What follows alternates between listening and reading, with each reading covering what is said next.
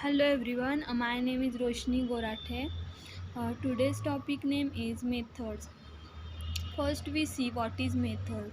Method is a block of code which perform particular task. Method is reused by programmer any number of time. Method is a set of instruction which perform particular task. Using method we modify our code. Method gives reusability in program. Method write once and use again and again. We don't write method again and again.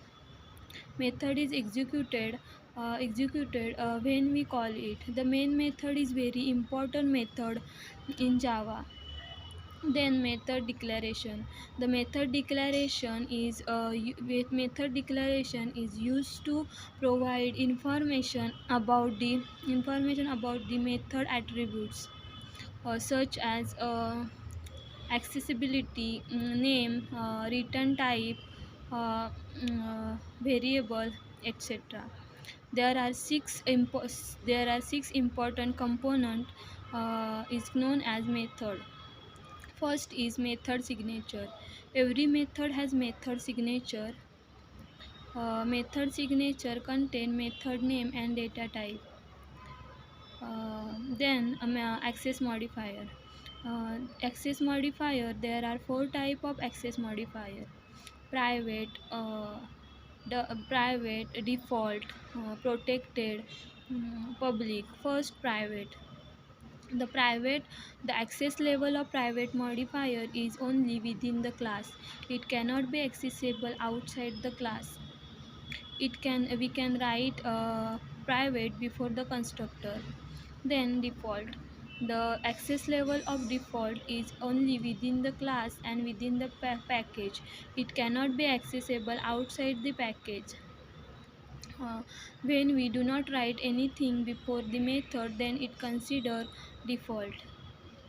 Then protected is a keyword. Protected is a keyword. It can write before the constructor. Protect the access level of protected modifier is within the package and outside the package by using through the child class.